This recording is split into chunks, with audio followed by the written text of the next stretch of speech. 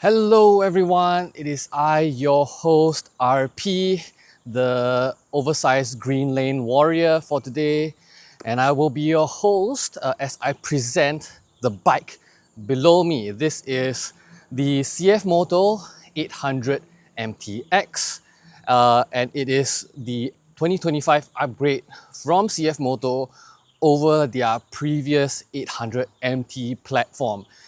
Now, a lot of people are going to think that the MTX using the same engine is going to be exactly just a trim level change by CFMoto just so that they can append an X and sell new models for the 2025 season.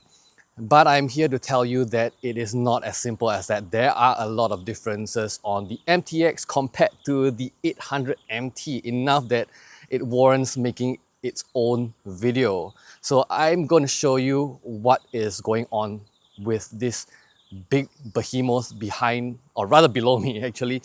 Let's go.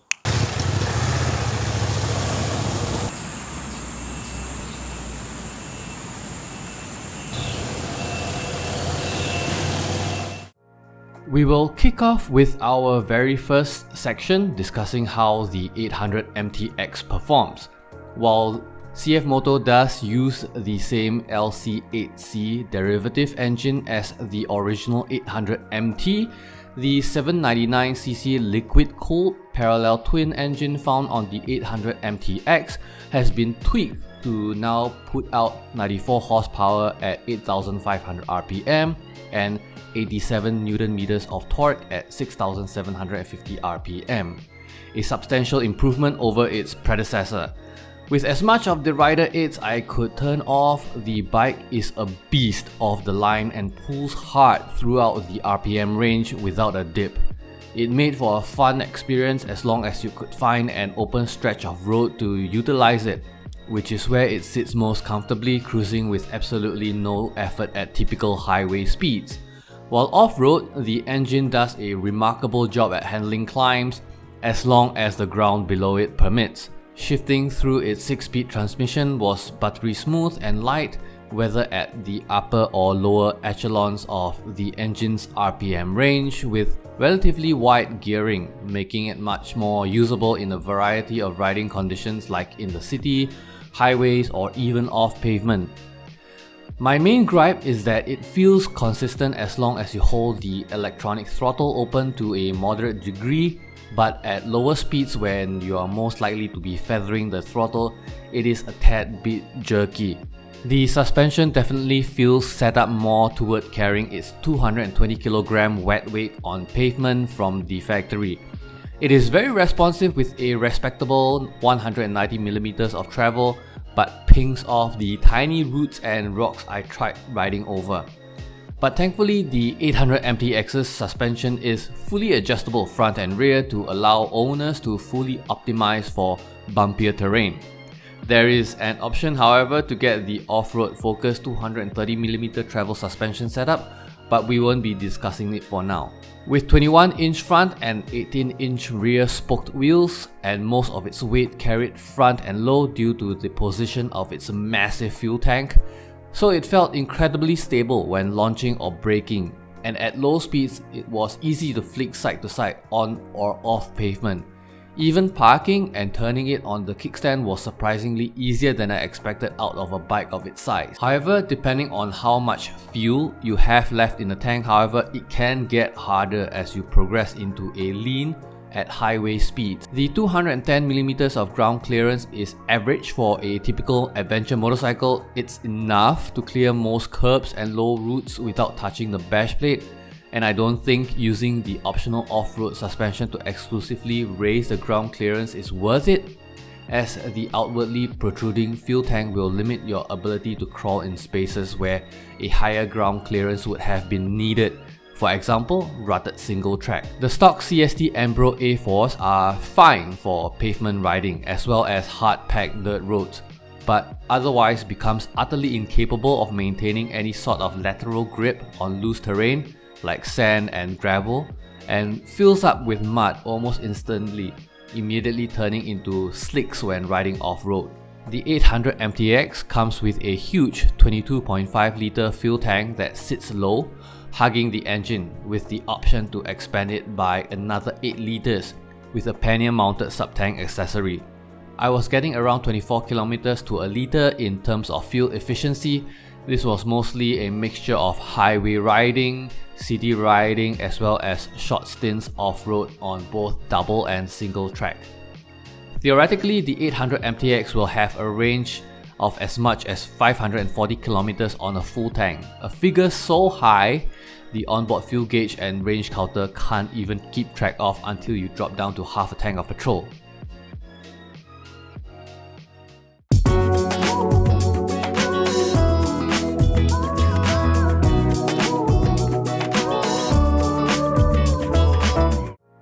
This is one of the most feature-rich motorcycles for its price tag that I have been given the opportunity to ride in recent years.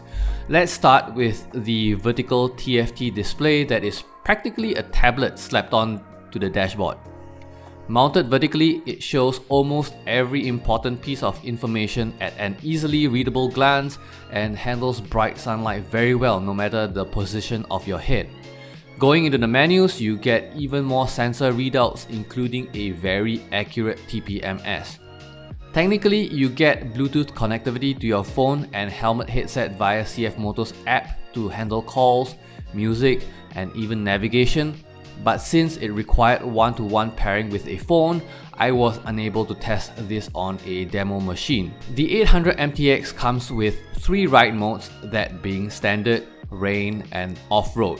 Coupled with traction control and rear wheel switchable cornering ABS, I always felt the traction control to be a tad bit too much of a nanny and neuters most of the fun I could have launching the bike from a stop. So I personally prefer to keep it off on clear, sunny days.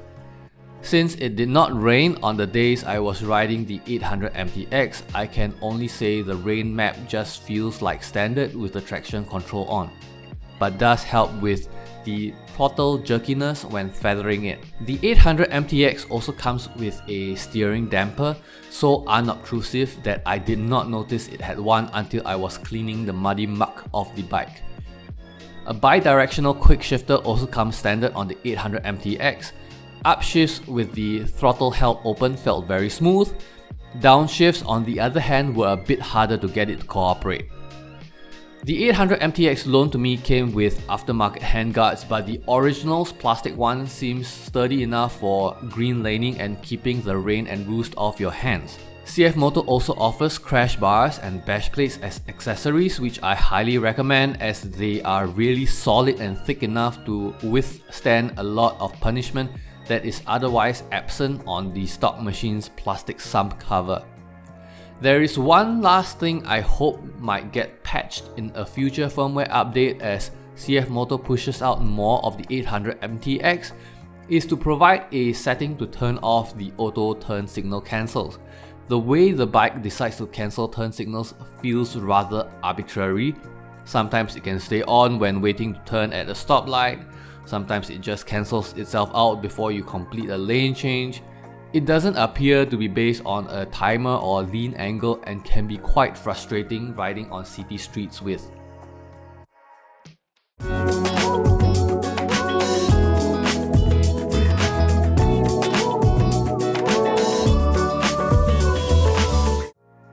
I stand at 177 cm tall with an 85 cm inseam, and the 800MT-X is nearly perfect for my body as far as I am concerned.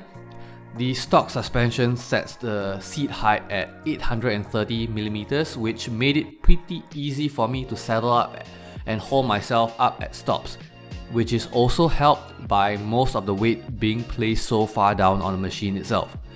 My upper body has a lot of space to comfortably keep upright with a nearly level and relaxed arm posture. My legs did feel positioned in a sportier manner that I felt would be uncomfortable on longer 3-hour rides, but so far it wasn't a big deal for me testing it out on 1 hour stretches. The stock handlebar rise is comfortable and easy to maintain control of when standing up, and so is the grip of the teeth and width of the foot pegs when you remove the rubber bungs. The 800MT-X does have an adjustable windscreen like the 450MT and sized similarly as well, which I felt was a downgrade from the original 800MT's much wider windshield. Even at its highest point, I personally was not covered from the wind when riding at highway speeds and had a lot of it blowing toward my head. I would definitely recommend getting accessories to increase the windshield size like the 450MT if using the 800MT-X for long distance touring. However, the white tank and fairings will keep the wind and rain comfortably away from your legs and coochie. The mirrors on the 800MT-X are also great, no different from the original 800MT. It's wide and offers a large field of view behind you, and they stick out well past my shoulders to ensure coverage. I, however, wish they gave you the mirrors they put onto the 450MT instead of bringing back the 800MTs. Just so you had the ability to fold them inward for riding off-road or just to keep it in for squeezing through traffic. Long distance riding comfort on the 800MT-X was also superb.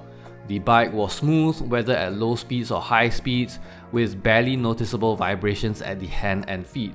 The seat was wide with ample space front to back for the rider, and the original upholstery was very soft, and I felt little to no discomfort riding non-stop over an hour.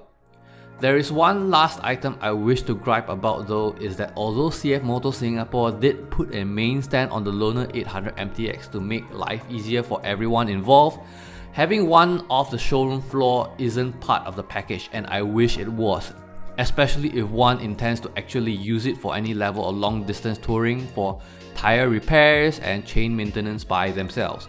Again, a pretty big gripe from us members of the anti-social club with no friends.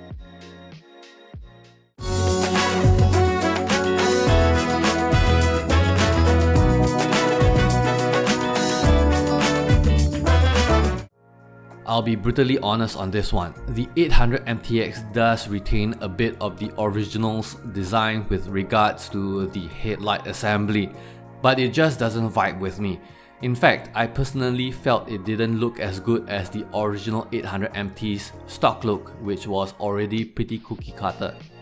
They tried going with the rally raid look with an almost 90-degree concave angle on the front end. It works on actual dual sport converted rally bikes like an EXC or DRZ, or purpose-built rallies like the Fantic 450 Rally, but it doesn't feel right on ADV bikes with bulbous fronts like the 800MT-X, where, pardon if I offend any sensitive sensibilities, it feels like a fatty trying to squeeze into skinny jeans. Because you're fat and he's thin and you're both fucking ugly.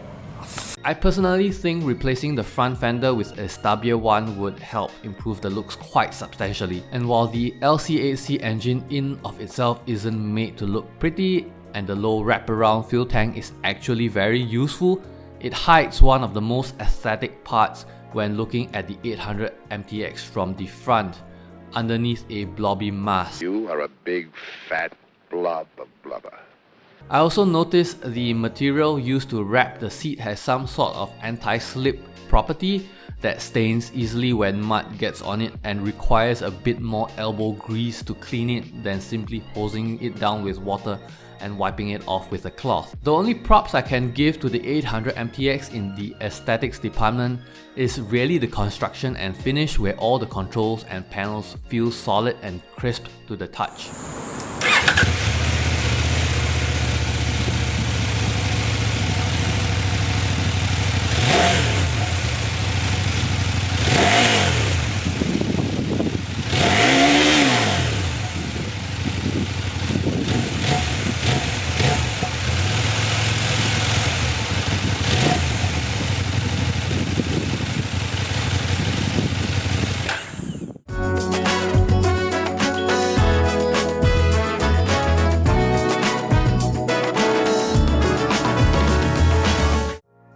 CFMoto's marketing material is evidently pushing the 800MT-X towards off-road focused adventure riders, and while the engine has been improved and the frame has been reworked to be lighter with better weight distribution, I don't think it is enough to push it towards single track riding for riders of middling skills like myself.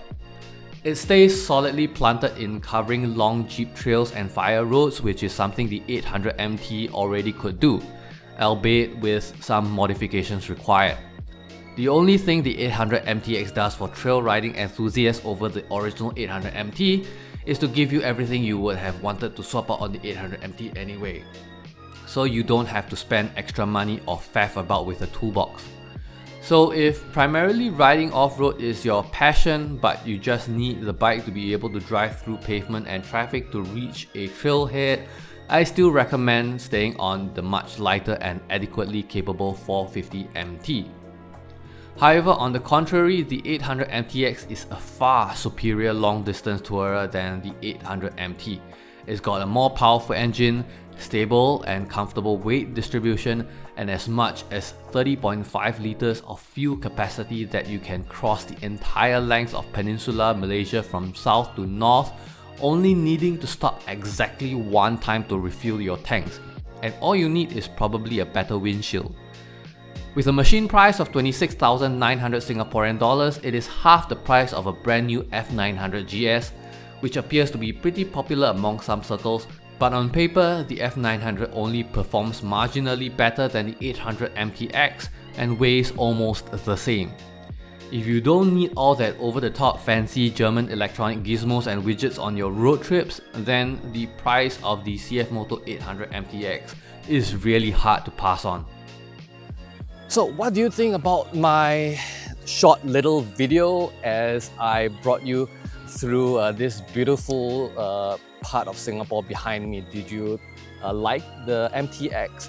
Do you think, especially for all the 800MT owners out there, do you think it is worth upgrading from your existing 800MT to an 800MT-X, especially for all of those of you out there who are very much more adventure focused, or rather long distance travel focused? Do let me know your thoughts down in the comment section below. If you like this video, do remember to give me a like, subscribe, hit the bell notification icon and all that YouTube jazz.